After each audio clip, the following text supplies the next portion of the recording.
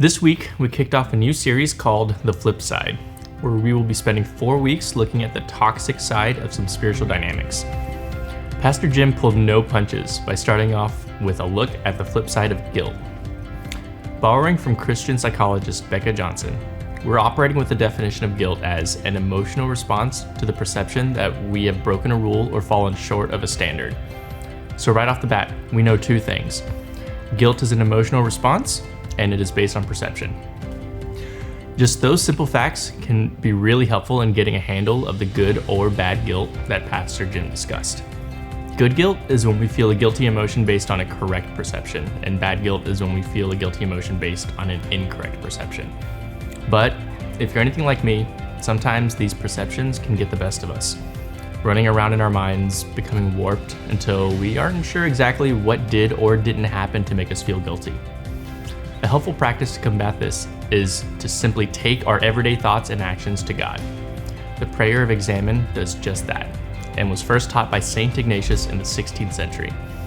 He believed it was a gift God had given him to help others notice God at work in their everyday lives. You can practice the prayer of Examen at any time of day, but I find that at the end of the day before I go to sleep is my best time.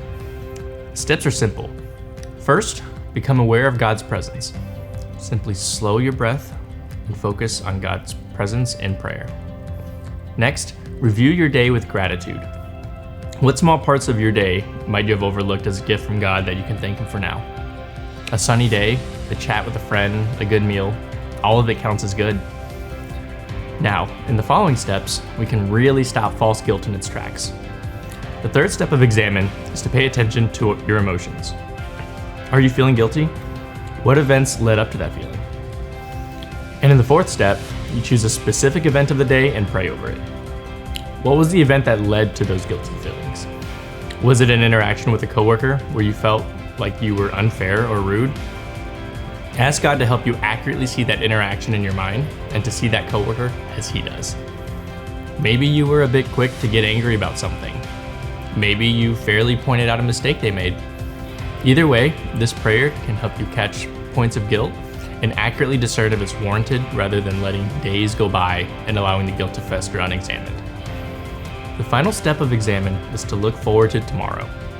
In light of looking at guilt, tomorrow might mean an apology or checking in with someone about a conversation you had. It might mean confidently going about your job, knowing that God has given you the skills to do it well.